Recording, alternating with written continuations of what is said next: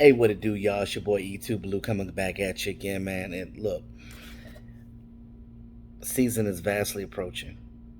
We're almost done training camp. As a matter of fact, the Cowboys came back from Oxnard um, after the game. So Monday, yesterday, they did their practice.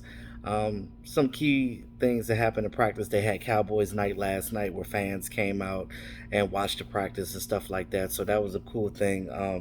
Wish I could have went, but I don't live in Texas, so that's unfortunate here.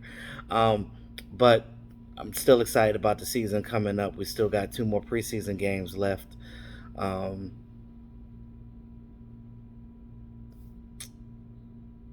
the Cowboys are gonna play against the Houston Texans this weekend, Saturday. So that's gonna be a good game. Well, is it? Whatever. It's really for the young guys, but I think that Dax said he wants to play in the game, so he might have an opportunity to play. It's still up in the air on that, but Omar Cooper's back. He practiced some. He did some of the drills on in yesterday's practice, and he's supposed to be getting maybe like 10 or 15 snaps in the game just to get him loose. So we're going to see him in the game. We're going to see Malik Hooker play. Speaking of Malik Hooker, in the practice yesterday, he picked off Ben DiNucci in the end zone and took it back for a touchdown. So in his first practice with the team, and it's just like these turnovers, these takeaways are literally coming in bunches with this defense. And I know it's practice, I know it's training camp, but still you're seeing this team flying around. You're seeing in the preseason games they're playing faster. One, because they know what they're doing now. They know what Dan Quinn is expecting of them. And Dan Quinn is playing these guys to the strengths of their individual work. And this is what I've been telling you guys before. Having Mike Nolan as the defensive coordinator last year was not a good thing. He didn't know what he was doing. He was moving Jalen and Leighton Vander Esch around, putting them in positions that they don't normally play in, that they're not comfortable in.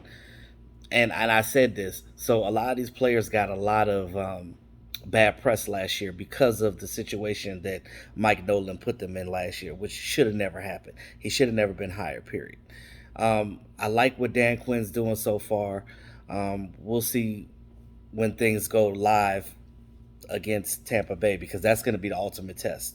Week one against Tom Brady and company, with that defense that they have, I really think that the Cowboys and the Buccaneers probably have the two most dynamic offenses in the league right now. Now, as far as defense goes, the verdict is still out on the Cowboys, but let the talking heads tell you the Cowboys look the same as last year. But it's funny when you hear these talking heads talk. They don't follow the team. They don't even know who's still on the team anymore. I heard them mention a guy that's not even on the team anymore in one of their little conversations on. And I'm like, you guys are on TV, and you guys aren't even doing. Y'all not even taking good notes. You're not even paying attention. So this is how I know, like, it's a bunch of crock of bullshit. Somebody need to give me my own show. Give me that TV money. Because I guarantee you I'm more informative and more entertaining than these mofos are. But anyway, it is what it is. But I look at it like this. This season, I think, is going to, I guess, not necessarily make or break the coaches, because you know, again, let the outside tell you people are on the hot seat.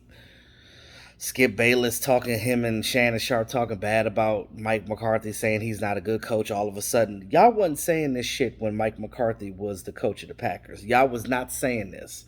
Talking about, oh, Mike McCarthy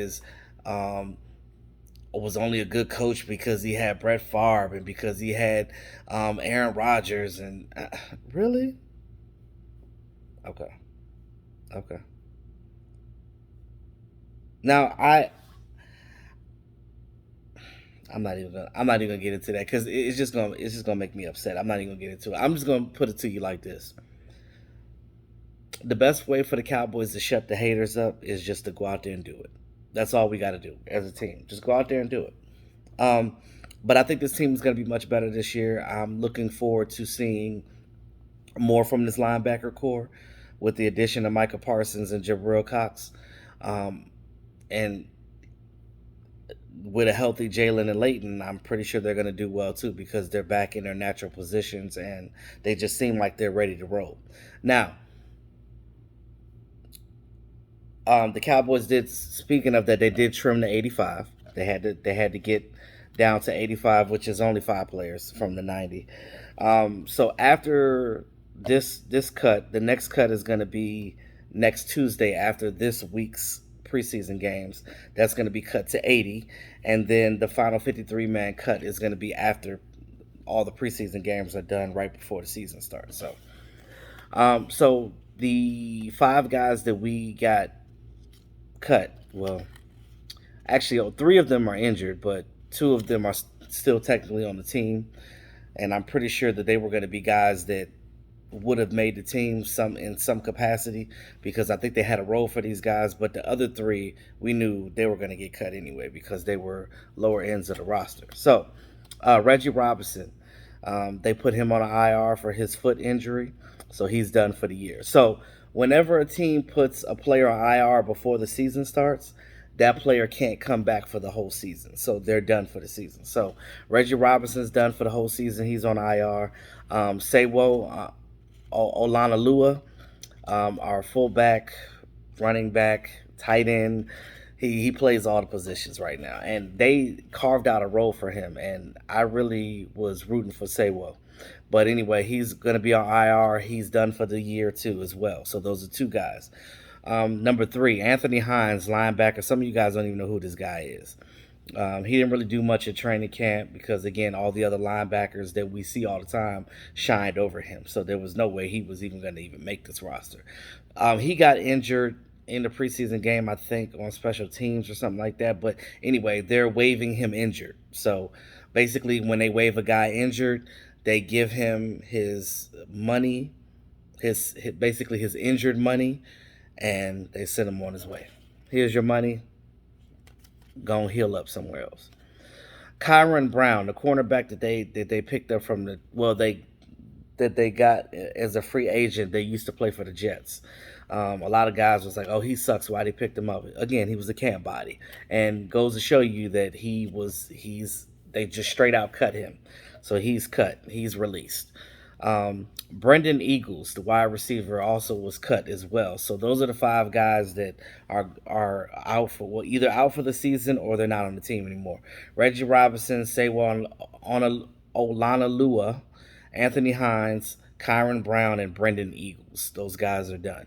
But like I said, they're going to have another cut down to 80 next Tuesday, and then the following week is going to be for the 53-man roster. So let me know what you guys think about the roster, what you guys think about who should stay on this team, who should be released next week. Are you guys even going to be watching a preseason game against the Texans? Because I think that Dak Prescott is probably going to get a series or 2. I'm looking forward to seeing that because I actually want to see him in some game action.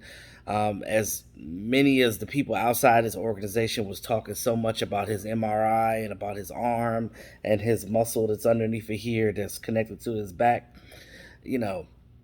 there's nothing like understanding what's really going on inside the organization than listening to these stupid outside people that don't know what they're talking about because they're not here. If you're going to listen to any media, listen to the media that actually work for the team. Listen to the people that cover the team. Listen to us as YouTubers. Listen to Mike Fisher. You know what I'm saying? Like, listen to everybody that circles around it. Eliminate the BS that's outside. That outside noise don't matter. So, because they're going to hate the Cowboys regardless. So with that being said, you guys, that's all I have for right now. I'm definitely excited about the season. We're also doing the fantasy draft. Those of you guys that already know that's been linking with Mark and stuff, we're doing the YouTubers fantasy draft with some of the lucky fans that won as well. So check us out with that. Mark will be live streaming weekly with that as far as the game goes as well too. So in the meantime, between time, like, share, subscribe to the channel. It's your boy YouTube Blue, always keeping it real. Peace out, y'all.